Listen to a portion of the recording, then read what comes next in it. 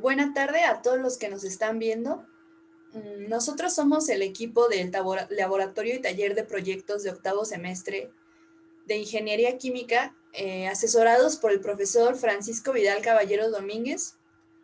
Y mi equipo está conformado por mi compañera Miriam, mi compañero Isaac y su servidora Karen. Nuestro proyecto a lo largo del semestre habla sobre el análisis de la estabilidad de dos reactores colocados en serie. Y les vamos a presentar nuestro trabajo. Bueno, lo que hicimos, o en resumen, para dar una breve introducción, es modelar a dos reactores en serie de lecho empacado, en los cuales pues ocurre un cambio de composición química debido a las reacciones que se llevan a cabo dentro de ellos. Estas reacciones van a ser con partículas sólidas de un catalizador. Y bueno, en ambos reactores existirán reacciones exotérmicas. Para modelar lo que sucede dentro de estos dos reactores, se propone un sistema de ecuaciones diferenciales de alta complejidad, por lo cual tenemos que usar un método numérico para resolverlas y por ende un simulador, que en este caso es Scilab, para predecir su comportamiento. Y bueno, el objetivo general de nuestro proyecto es analizar el comportamiento de dos reactores CSTR enchaquetados en serie para dos casos de estudio y proponer un control de procesos. Y bueno, de acuerdo al estudio o a nuestras conclusiones, tenemos que elegir el caso que mejor nos convenga, basado en la dinámica de los modelos. Y bueno, nuestros objetivos específicos serán realizar adecuadamente un balance de materia y energía partiendo de los principios de Arrhenius, resolver y modelar ecuaciones diferenciales que expresen balances de materia y energía e introducir estas ecuaciones diferenciales a nuestro simulador. Bueno, la ingeniería química en especial, pues es parte de todos los bienes o servicios que consumimos en nuestra vida cotidiana. Muchas veces no nos detenemos a pensar el proceso por el cual estos alimentos o transportes pasan para llegar a nuestra mesa. Y bueno, la ingeniería química está metida en todas las ramas y su especialidad es diseñar y elaborar reactores químicos, y por eso es muy grande su importancia dentro de todas las industrias, porque pues en todas se llevan a cabo reacciones químicas en un macronivel.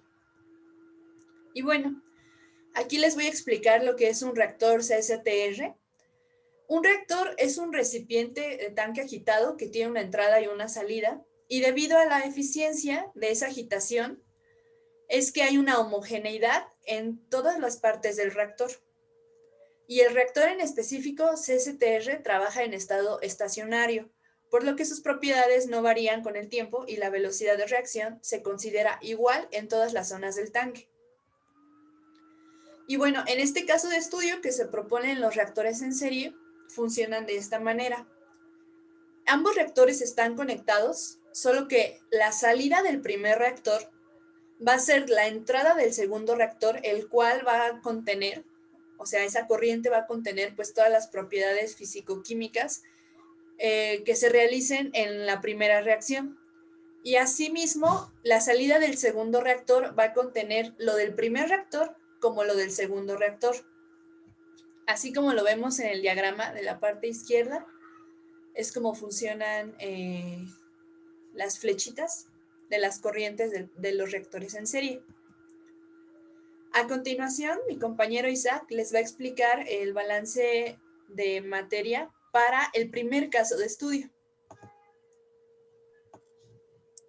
Bueno, nosotros tenemos aquí nuestro primer caso, en cual el caudal de flujo inicial con sus respectivas propiedades iniciales va a entrar en el primer reactor en serie, en donde se lleva a cabo una reacción inicial y posteriormente esa mezcla se va a dirigir a su salida del reactor principal y entrará al segundo reactor, en donde se llevará a cabo una segunda reacción con un cambio en la temperatura de la mezcla final.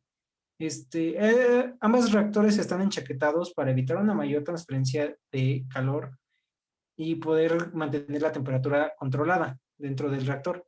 y consideramos la ecuación general de balance, la cual es igual a acumulación es igual a entradas menos salidas menos la generación, y la escribimos en forma diferencial, la cual es la ecuación de abajo, y la escribimos en forma diferencial, significando que la concentración va a depender del tiempo.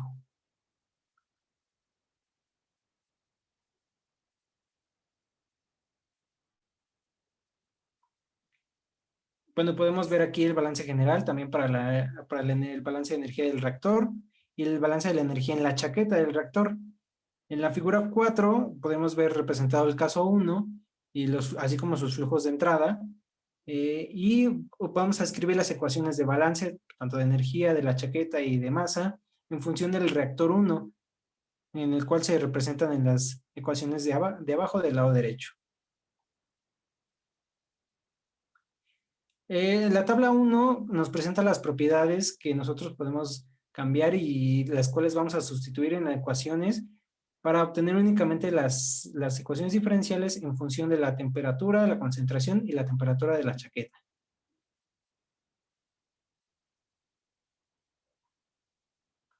Una vez ya sustituidos estos valores, obtenemos nuestro sistema de ecuaciones diferenciales, en el cual la ecuación número 1 representa la ecuación diferencial del comportamiento de la concentración con respecto al tiempo. La ecuación número 2 representa el comportamiento de la temperatura con respecto al tiempo. Y la ecuación diferencial número 3 representará el comportamiento de la temperatura en la chaqueta del primer reactor. Todas estas ecuaciones son para el reactor 1.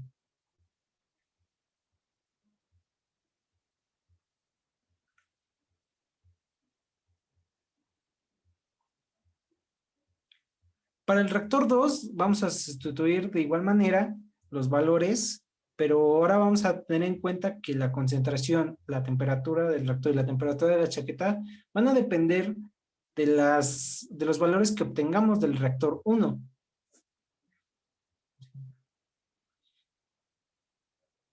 Y nos queda nuestro sistema de ecuaciones diferenciales de la siguiente forma, obteniendo que la ecuación 4 es para la concentración en el segundo reactor y la ecuación 5 y 6 representan la temperatura y la temperatura de chaqueta respectivamente.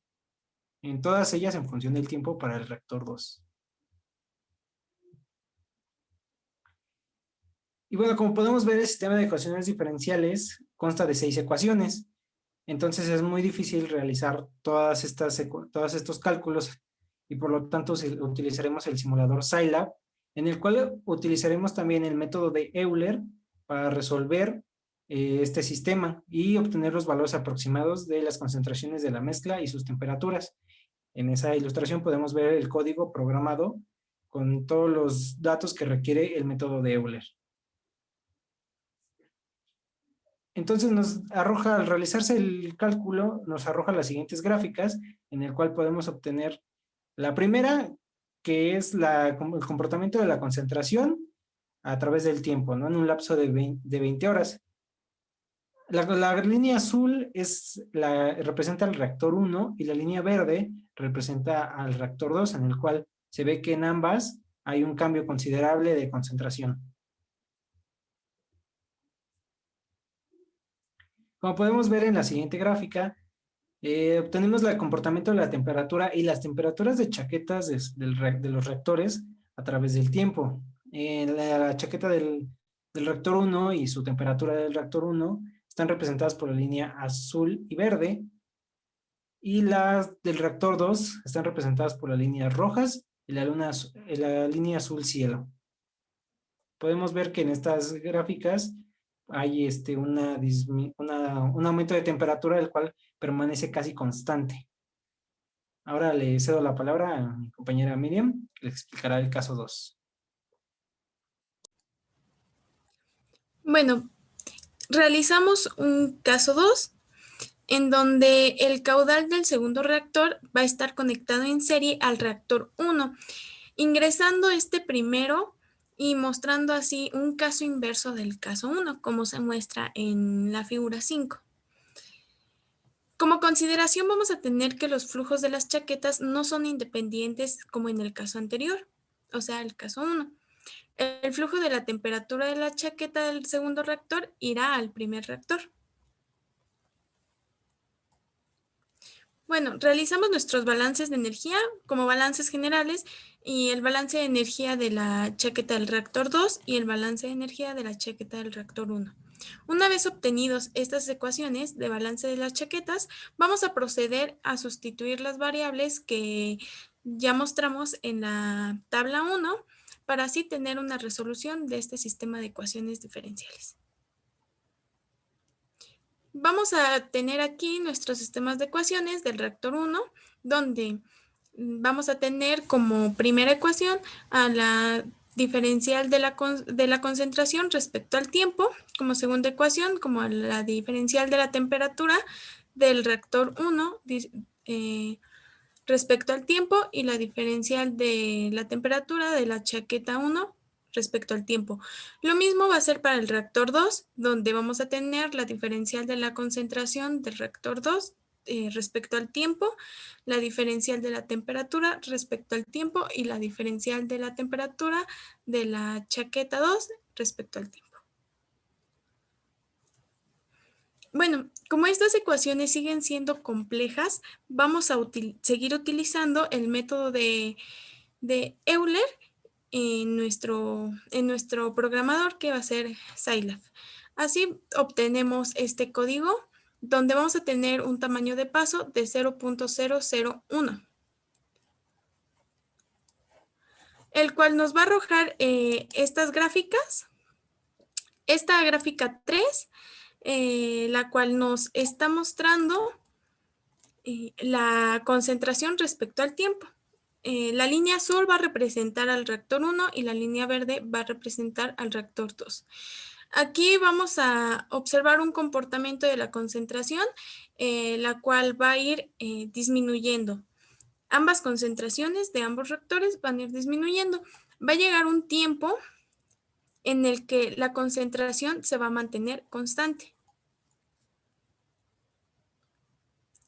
En este gráfico, que es el gráfico 4, mostramos la temperatura de los reactores y sus chaquetas, siendo esta la línea azul y la línea verde, el reactor 1 con su chaqueta 1 y la línea azul celeste y rojo, siendo el reactor 2 con la chaqueta 2, la cual vamos a notar que la temperatura va a iniciar baja y va a ir aumentando hasta llegar a un pico. De aquí en el reactor 1 va a ir disminuyendo, pero nuevamente tiene un salto de temperatura y otra disminución, la cual va a llegar un momento, un tiempo en la que se va a seguir manteniendo constante. Lo mismo para el reactor 2. Bueno, decidimos hacer una variación del tamaño de paso para así tener una comparación en el comportamiento de la temperatura y la concentración, ya que en el caso 2, teniendo un tamaño de paso de 0.001, las concentraciones nos daban negativas. Entonces, cambiando el tamaño de paso de 0.00001, vamos a ver si hay alguna diferencia. Teniendo este código. Bueno, el gráfico 5 nos va a mostrar el comportamiento de la concentración respecto al tiempo con el tamaño de paso de 0.00001, la cual sí vamos a notar diferencia, ya que no nos va a arrojar temperaturas negativas. Concentraciones negativas, siendo igual representada por la línea azul, que va a ser el reactor 1, la línea verde, el reactor 2. Y pasando lo mismo, vamos a tener la concentración, va a seguir siendo constante en un mismo lapso de tiempo. En el gráfico 6, vamos a tener la gráfica de la temperatura de ambos reactores con sus respectivas chaquetas, pero con un tamaño de paso de 0.00001.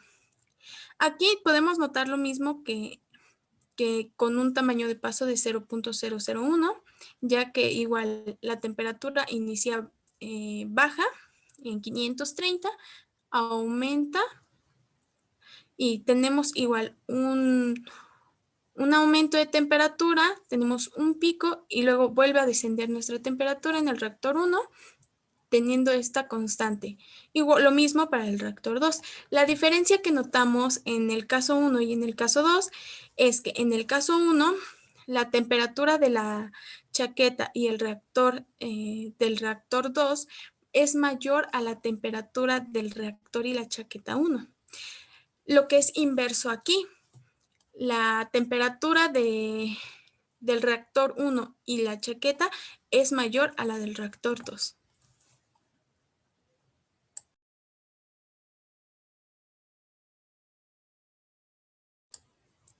Bueno, haciendo una comparación de casos, vamos a tener observaciones deduciendo que el segundo caso es de mayor conveniencia debido a que la concentración va a disminuir en un lapso menor que en el caso 1. Esta concentración la podemos observar en el gráfico 1 y en el gráfico 5. En el aspecto de las temperaturas del reactor y las chaquetas, en el caso 1, la temperatura tiende a descender en menor proporción en comparación que la del caso 2, donde la temperatura es mayor provocando que la concentración en este lapso disminuya más rápido, justamente en el rango de tiempo en la que pues se van a encontrar estos picos. Y bueno, aquí se va a encontrar una estabilidad en ambos casos.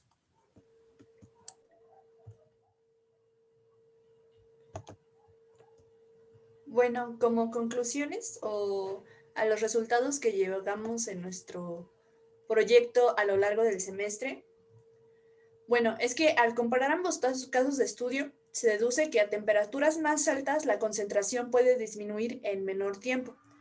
Esto significa ahorrar recursos del tipo energéticos y por lo tanto, pues reflejado en costos bajos de operación, simplemente cambiando la dirección del flujo de entradas en las chaquetas, o sea, el caso 2. Y bueno, debido a que la chaqueta recubre los reactores, se tienen temperaturas menores a mayor tiempo, cumpliendo así su función de aislante.